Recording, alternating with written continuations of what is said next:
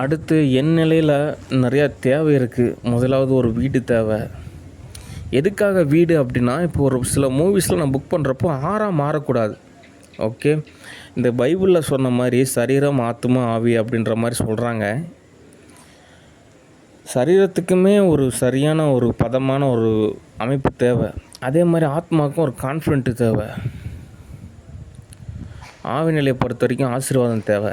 அப்படின்றப்போ எனக்குன்னு ஒரு வீடு அமைகிறப்போ தான் அந்த வீட்டில் இருக்கக்கூடிய ஃப்ரீக்குவென்சியானது எனக்கு மேட்ச் ஆகும். ஓகே. இப்போ பொதுத்தளத்தில் இயங்கிறதுனால என்னால் திரும்ப அந்த ஒரு சரியான ஃப்ரீக்குவென்சிக்கு வர்றதுன்றது ரொம்ப சிரமம். ஓகே. ஆனால் நிறைய பேர் அப்படி கிடையாது. அவங்களாம் ஒரு ஏசி ரூமு, நல்ல கம்ஃபர்ட்டான இடம், எல்லா ஃபெசிலிட்டியுமே இருக்கும். எங்கேயோ போகிறது மாதிரி இருந்தால் கூட ஒரு பாதுகாப்பான ஒரு முறையில் தான் போவாங்க, வருவாங்க. ரொம்ப லாங் ட்ரிப் போகிற மாதிரி இருந்தால் கூட கேரவன் பயன்படுத்துவாங்க. ஓகே. ஆனால் என் நிலை அப்படி கிடையாது. ஓகே. அது இல்லாமல் இது தேய்பிறை நிலையாக வேறு இருக்குது. அதனால் எனக்குன்னு ஒரு வசதியான ஒரு வீடு வேணும். அடிப்படை வசதியெலாம் தேவைப்படுது. அதுக்கப்புறம் ஜிம்முக்கு போகணும். ஜிம் அப்படின்றது ஒரே விதமான கருவிகளை பயன்படுத்தி செய்யக்கூடிய ஒரு பயிற்சி அப்படின்ற மாதிரி கிடையாது. ஜிம்முலேயே எல்லாமே வார்ம் அப் இருக்குது, எல்லாமே இருக்குது. எல்லாமே இன்க்ளூடிங் ஆனது தான் ஜிம் அப்படின்றது. ஓகே. அது ஒவ்வொருத்தரோட தேவையை பொறுத்து, அவங்களோட மனநிலையை பொறுத்து. ஓகே. ஜிம்மில் போனீங்கன்னா ஜிம்னாஸ்டிக்காகவும் மாறலாம். அதனால் ஹோம் ஜிம் அப்படின்றது எனக்கு தேவைப்படுது. ஓகே. ஸ்விம்மிங் பூல் தேவைப்படுது.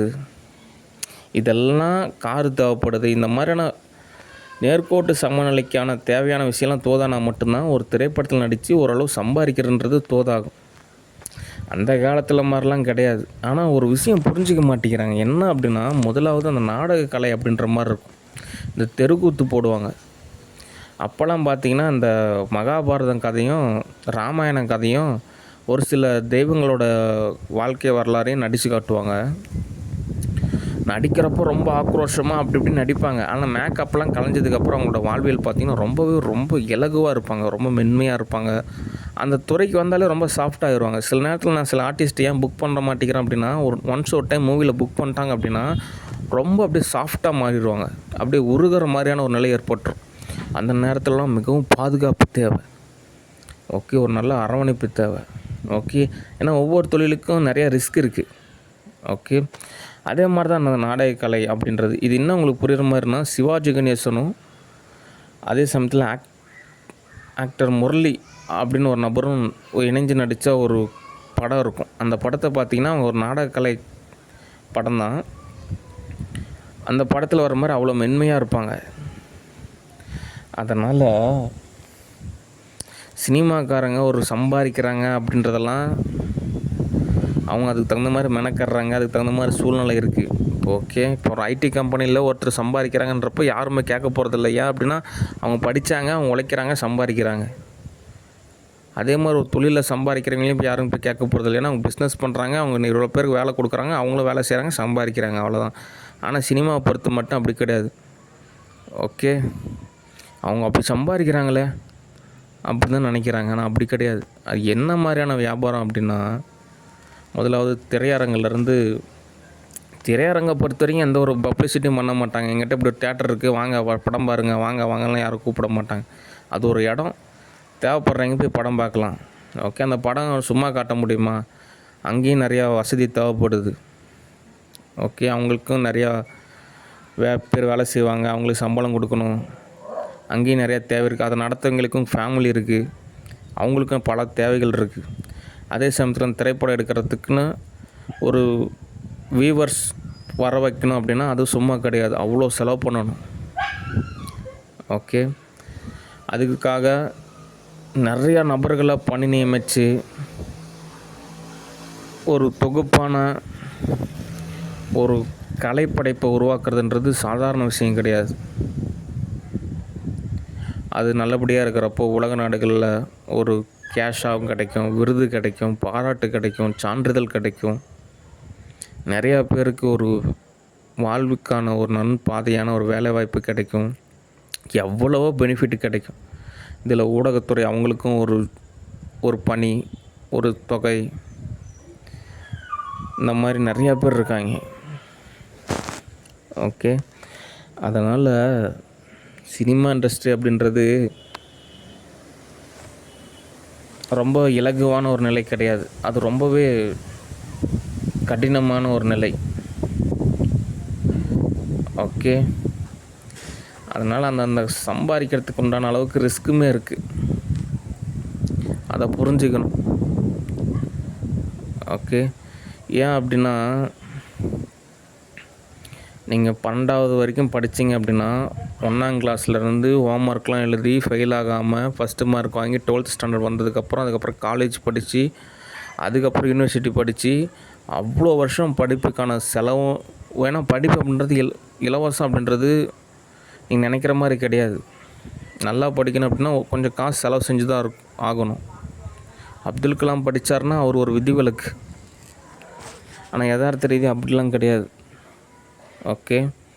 யாரோ ஒருத்தர் தான் கவர்மெண்ட்டில் சீருடை கொடுத்தாங்க, கவர்மெண்ட்டில் சத்துணவு கொடுத்தாங்க, நல்லா படிக்கிறத பார்த்து டீச்சர் நோட்டு பணம் வாங்கி கொடுத்தாங்க, அதுக்கப்புறம் ஸ்காலர்ஷிப் கொடுத்தாங்க, அப்புறம் காலேஜ் படிக்கிறதுக்கு யாரோ ஸ்பான்சர் பண்ணாங்க, அதுக்கப்புறம் வேலை கிடச்சி நான் லைஃப்பில் செட்டில் ஆனேன் அப்படின்றதெல்லாம் 100ல் 1, 2, 3 அப்படின்ற நபர் மட்டும்தான். ஓகே. மற்றபடி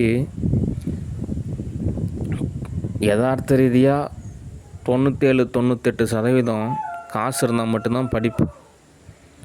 ஓகே. அவ்வளோ செலவு செஞ்சு, அவ்வளோ நேரத்தை செலவு செஞ்சு, அவ்வளோ உழைப்பு செலவு செஞ்சு யூனிவர்சிட்டி படித்ததுக்கப்புறம் ஒரு வேலை, அந்த வேலை பார்த்திங்கன்னா ஒரு 1 ஹவர் வேலை, ஆனால் அதுக்கு தகுந்த மாதிரி ஒரு சேல்ரி. ஆனால் நினைக்கிறது என்ன அப்படின்னா, 1 ஹவருக்கு இவ்வளோ சம்பளமா, இவ்வளோ தொகையா, என்ன கஷ்டம் அதில், இதுக்கு போய் இவ்வளோ சம்பளம், இப்படிலாம் இருக்காங்களே, இப்படிலாம் பிழைக்கிறாங்களே பாருங்கள் அப்புடின்னு நினைக்கிறீங்க. ஆனால் அந்த வேலைக்கு அது தோதாகணும் அப்படின்றதுக்காக அவ்வளோ வருஷம் கடின உழைப்பு இருந்துச்சு. அதை நீங்கள் மறக்க மாட்டேங்கிறீங்க. அப்படின்ற மாதிரியான ஒரு மனநிலை தேவைப்படுது. ஓகே. ஆனால் நிறைய பேர் யதார்த்தத்தில் மறந்துடுவாங்க. அந்த உழைப்புலாம் அர்த்தம் கிடையாது. அது சம்பாதிக்கிற அந்த தொகை மட்டும்தான் அவங்களுக்கு அர்த்தம் நினைக்கிறாங்க. அப்படி கிடையாது. அதனால் அவ்வளோ வருஷம் படாத பாடுபட்டதுனால தான் இப்போ ஓரளவு ஒரு தொகை. அந்த தொகையை எடுத்துகிட்டு போய் நீங்கள் வேறு ஒரு நாட்டுக்கு போனீங்கன்னு வச்சுங்க, இங்கே இருக்கக்கூடிய ரூபாய் மதிப்பு அங்கே இருக்கக்கூடிய ரூபாய் மதிப்பு வேறு மாதிரி இருக்கும். ஓகே. இங்கே நீங்கள் 100 சம்பாதிச்சு அங்கே எடுத்துகிட்டு போனீங்கன்னா அங்கே ₹1 கணக்கு மாதிரி தான் வரும். அது இல்லாமல் ஏர்போர்ட் செலவு எல்லாமே எக்கச்சக்கமான செலவு இருக்குது. ஓகே. நீங்கள் கத்தியாக எடுத்துகிட்டு போனீங்க அப்படின்னா அங்கே ஒரு ஒத்த கத்தியாக தான் இருக்கும். ஓகே. மறுபடியும் அங்கேருந்து இங்கே திரும்பி வரணும்னா அதுக்கு செலவாகும். எவ்வளோ விஷயம் இருக்குது, அதெல்லாம் புரிஞ்சுக்கணும். ஓகே. நம்ம இந்தியா மதிப்பு பொறுத்த வரைக்கும் அந்த தொகையானது அப்படின்னு நினைக்கிறீங்க. ஆனால் அப்படி கிடையாது. வெளிநாட்டுக்கு நிறையா ஃபாரின் சாங்ஸ் எல்லாம் இருக்கும். ஓகே. அதனால் வரவுக்கும் செலவுக்கும் கரெக்டாக இருக்கும். ஓகே. ஏன் அப்படின்னா ஒரு படம் நடிச்சுட்டு ஓரளவு சம்பாரிச்சிட்டோம், அவ்வளோதான். ஒரு 10 ஏக்கர் நிலம் வாங்கி போடலாம், ஒரு வீடு கட்டிடலாம், ஒரு கார் வாங்கிடலாம், அவ்வளோதான். இதுக்கப்புறம் எந்த வேலையும் வேண்டாம் அப்படின்றலாம் தோதாகாது. அடுத்தடுத்த படிநிலை நகர்ந்து போகிற மாதிரியான சூழ்நிலை இருக்கும். நிறையா டைரக்டர் வர ஆரம்பிச்சிருவாங்க, நிறையா ப்ரொடியூசர் தேடி வர ஆரம்பிச்சிருவாங்க, நிறையா ஆர்டிஸ்ட்டும் வர ஆரம்பிச்சிருவாங்க. இந்த மாதிரி எங்களுக்கு ஒரு மூவி புக் பண்ணி கொடுங்க, வந்து நடித்து கொடுங்க, இந்த மாதிரி சம்பளம் கொடுங்க, அப்புறம் நீங்களும் சம்பளம் வாங்கிக்கிங்க அப்படின்ற மாதிரி கமிட்மெண்ட்ஸும் அதிகமாகிடும். அது இல்லாமல் இன்னும் நிறையா மற்ற மாநிலங்களாக இருக்கக்கூடிய நிலைகளும் இருக்குது. இப்போல்லாம் மற்ற நாடுகளுக்கும் போய் நடிக்கணும், அதுக்கப்புறம் உலக நாடுகளுக்கும் போய் நடிக்கணும், அங்கேயும் கால் ஷீட் கொடுக்கணும். அது இல்லாமல் என்னுடைய நிறையா நபர்களோட லைஃப்பில் அவங்க மூவிஸ்லேயே அவங்க லைஃப் அப்படின்றது அப்படியே கடந்து போயிடும். அவங்களுக்கு ஃபேமிலி அப்படின்றது கிளைமேக்ஸில் தான், அதாவது ரிட்டையர்மெண்ட்டில் தான் அவங்க ஓரளவு என்ஜாய் பண்ணுவாங்க. அந்த மாதிரிலாம் இருக்கக்கூடாது. அதனால் எனக்கு இருக்கக்கூடிய நிலைக்கு கால் ஷீட் அப்படின்றது ரொம்பவே சுகூராக இருக்குது. ஓகே. அந்த நேரத்தில் அதுக்கு தகுந்த மாதிரி நான் ரெடி ஆகணும். ஓகே. நம்ம இவ்வளோ கஷ்டத்தையும் அது கஷ்டம் அப்படின்ற மாதிரி தெரிவிக்காமல் ரொம்ப ஒரு நாகரிகமான முறையில், ஒரு இலகுவான முறையில், ஒரு பக்குவமான முறையில், ஒரு மெச்சூரிட்டியாக அப்படியே கடந்து போகிற மாதிரி நம்ம அது தோது பார்த்துக்கிறோமே தவிர யதார்த்த ரீதியாக அழுக வேண்டியது தான். ஏன்னா அந்த மாதிரி ஒரு நிலை தான் இருக்குது. ஓகே. அதனால் எள்ளுருண்டை திங்கணும் அப்படின்னா அதுக்கு தகுந்த மாதிரி நிறையா முறையும் இருக்குது. ஓகே. முதலாவது பயிரிடுறாங்கள்ல, அவங்களேருந்து வியாபாரம் ஆரம்பிக்குது. எவ்வளோ விஷயம் இருக்குது. ஓகே. அதனால் ஒரு ஆதரவு கொடுக்கணும். ஓகே. சும்மா சம்பாரிச்சிட்டாரு, நிலம் வாங்கிட்டார், வீடு கட்டிட்டார், கார் வாங்கிட்டார், சரி நம்ம வந்து இதுக்கு மேலே இவங்ககிட்ட போய் தஞ்சம் அடைஞ்சிக்கலாம், நம்மளை எதுவும் நிராகரித்தாங்கன்னா நம்மளை துன்புறுத்திடலாம் அவங்கள, நம்ம தான் அப்படின்னா நினைக்கிறீங்க. ஆனால் ஒரு அளவுக்காவது ஒரு பணியில் ஒரு ஷேர் செஞ்சுக்கலாம், அவனோட கஷ்டத்தை கொஞ்சமாவது நம்மளும் தாங்கிக்கலாம், அவரோட சுமையை ஓரளவு சமநிலைப்படுத்தலாம்னு நினைக்கவே மாட்டேங்கிறாங்க.